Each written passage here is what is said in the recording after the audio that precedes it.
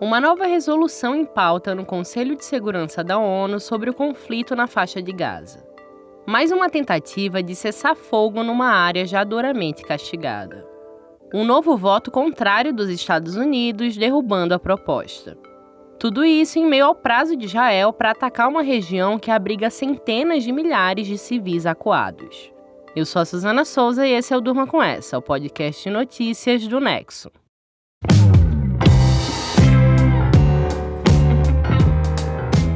Olá, eu sou a Aline Pellegrini e tô aqui com a Suzana para apresentar esse podcast que vai ao ar de segunda a sexta, todo começo de noite, sempre com notícias que podem continuar a ecoar por aí. Terça-feira, 20 de fevereiro de 2024. Dia em que os Estados Unidos vetaram pela terceira vez uma resolução que pediu cessar-fogo na faixa de Gaza. 13 países do Conselho de Segurança das Nações Unidas votaram a favor do texto apresentado pela Argélia. O Reino Unido se absteve. Os americanos, principais aliados de Israel, foram os únicos a se manifestar de forma contrária. The United States is working on a hostage deal between Israel and Hamas, along with Egypt and Qatar. Você ouve a embaixadora de Washington na ONU, a Linda Thomas-Greenfield, que disse que a resolução que estava em pauta poderia colocar em risco os esforços de negociações dos americanos. Os Estados Unidos, com o apoio do Qatar e do Egito, tentam mediar um acordo que libertaria reféns israelenses que ainda estão sob o poder do grupo extremista em troca de um cessar-fogo humanitário temporário.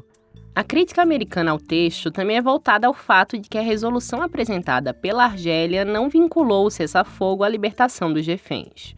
O pedido era para que houvesse uma pausa humanitária na região e para que os reféns fossem libertados, mas sem estabelecer uma correlação entre as ações. Depois do veto americano, o embaixador da Argélia na ONU, o Amar Ben-Jama, criticou duramente os Estados Unidos, dizendo que votar contra a resolução implica um endosso à violência brutal e ao castigo coletivo infligido aos palestinos.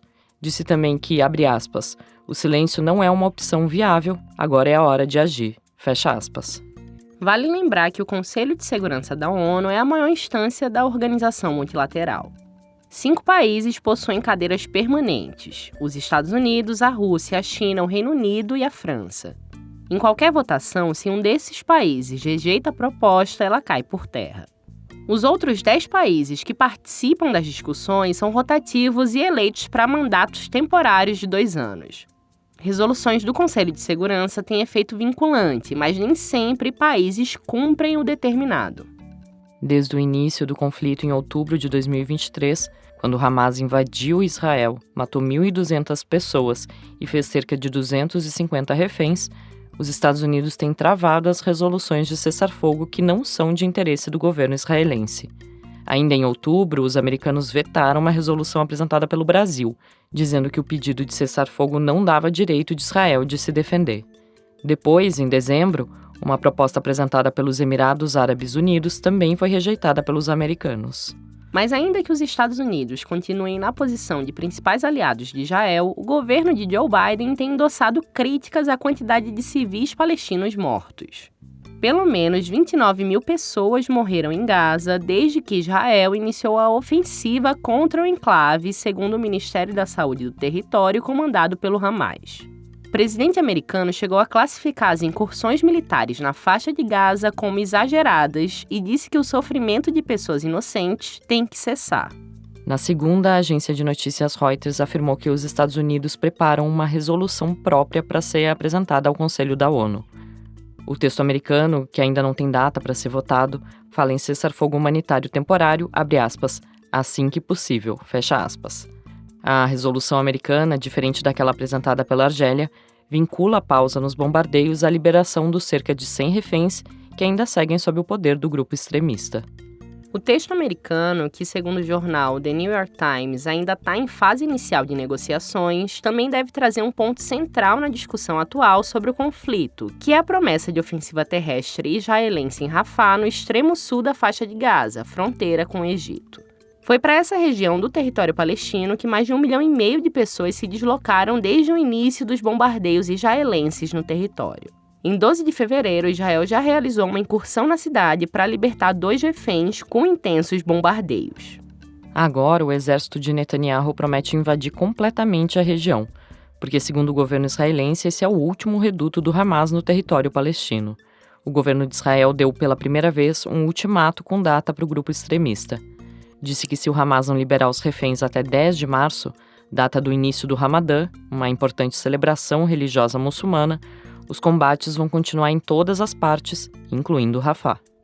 Na segunda, os países membros da União Europeia, com exceção da Hungria, publicaram um comunicado conjunto condenando as incursões em Rafah. Abre aspas para o texto. Pedimos ao governo israelense que não empreenda uma ação militar em Rafah que agrave uma situação humanitária já catastrófica e impeça a prestação urgente de serviços básicos e de assistência humanitária. Fecha aspas. A reação europeia acontece na esteira da declaração de Luiz Inácio Lula da Silva, que ecoou internacionalmente. O presidente brasileiro comparou a ação israelense ao holocausto cometido contra os judeus por parte de Adolf Hitler durante a Segunda Guerra Mundial. A frase foi duramente criticada por entidades judaicas brasileiras e por políticos bolsonaristas. Como resposta, Israel declarou Lula como persona non grata, termo das relações internacionais para dizer que alguém não é bem-vindo. Essa, no entanto, não foi a primeira vez que um líder mundial associou a ação de Israel ao holocausto. Erdogan, o presidente turco, afirmou em 27 de dezembro de 2023 que Netanyahu não era diferente de Hitler e comparou os ataques de Israel à faixa de Gaza ao tratamento dado aos judeus pelos nazistas.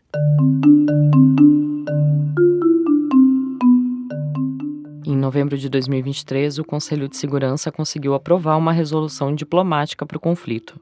Naquele mesmo mês, Israel e Hamas chegaram a um breve acordo de cessar-fogo que durou uma semana e contou com a liberação de 100 reféns israelenses em troca de prisioneiros palestinos mantidos em Israel. Depois do fim do período de não agressão, Israel voltou a bombardear regiões de Gaza. Depois, já em dezembro, outra resolução foi aprovada, mas prevendo só a ampliação da ajuda humanitária para os palestinos, sem menção a cessar-fogo. As operações do governo de Benjamin Netanyahu começaram no norte da faixa de Gaza, obrigando a população a se deslocar para o sul. Rafah se tornou o destino das famílias, principalmente devido à sua localização fronteiriça. Só que as autoridades egípcias se recusam a receber refugiados, então as pessoas não têm para onde ir. A população que está em Rafah tem vivido em tendas em situação precária. Há relatos de muitos vivendo nas ruas sob baixas temperaturas, com pouco acesso a alimentos e água potável. Na segunda, a Unicef, que é o braço das Nações Unidas para a Infância, publicou um levantamento que aponta que 5% das crianças com menos de 2 anos estão em situação de subnutrição aguda na faixa de Gaza. Em todo o território palestino, o total de mortos desde o início do conflito corresponde a mais de 1% de toda a população da faixa de Gaza antes da guerra. Não é certo quantos mortos eram combatentes do Hamas, mas até mesmo o governo israelense admite que a maioria das vítimas é formada por civis. Professor de economia na Universidade de Londres e especialista nesse tipo de dado de guerra, Michael Spagatti afirmou à rede britânica BBC que a guerra atual, se comparada com outras ocorridas na faixa de Gaza desde 2008, abre aspas, não tem precedentes tanto em número de pessoas mortas como em matança indiscriminada, fecha aspas. Os altos números de vítimas se devem, entre outros fatores, ao armamento utilizado na campanha militar. Imagens de satélite mostram que Israel se valeu, por exemplo, de bombas capazes de causar destruição num raio de 300 metros. Nesta terça, em paralelo à votação no Conselho de Segurança, o mais alto órgão de justiça das Nações Unidas, em Haia, também discute a ocupação de Israel em territórios palestinos. Além da faixa de Gaza, também está na pauta a região da Cisjordânia e a parte oriental de Jerusalém. O governo brasileiro se posicionou contra as ocupações israelenses, alegando que elas são uma violação ao direito internacional. Até o dia 26 de fevereiro será realizada uma série de audiências sobre o tema. Também na Corte de Haia corre um processo movido pela África do Sul que acusa Israel de genocídio contra o povo palestino.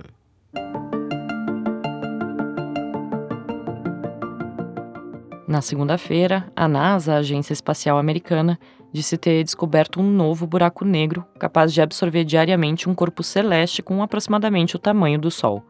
O César Gaglione escreveu sobre o assunto para Ponto Futuro, a editoria do Nexo que tem entre seus temas de cobertura a ciência. César, por que essa descoberta é tão importante? Entender a dinâmica de um buraco negro supermassivo como esse pode ser um primeiro passo para o desenvolvimento de uma teoria de tudo. Desde meados do século XX, físicos têm buscado uma forma de unir o micro e o macro, de juntar o que se sabe sobre a gravitação, que envolve coisas muito grandes, com o que a gente entende da mecânica quântica, aquelas coisas bem pequenas. Dentro dos buracos negros, muito do que se entende como física é distorcido ou passa a não valer mais, como a ideia de que o tempo é linear e só anda para frente. Uma das hipóteses é que dentro de um buraco negro pode ser possível viajar para o futuro ou para o passado. Entender o que acontece nos buracos negros pode ser um ponto de partida para encontrar uma teoria única que explique todo o universo. O texto do César você lê no nexojornal.com.br/futuro. Lembrando que agora o Nexo tem um canal no WhatsApp. Os canais são uma novidade da plataforma para a distribuição de conteúdo, sem contato entre os membros e sem a gente ter acesso ao seu número. Clicando no link que está na descrição desse episódio, você se inscreve e recebe tudo que o Nexo publica ao longo do dia. Dá para ativar notificações para não perder nada, ou então só acompanhar as publicações na aba de atualizações do aplicativo. Da reação internacional ao plano de Israel contra o sul da faixa de Gaza, o buraco negro descoberto pela NASA, durma com essa.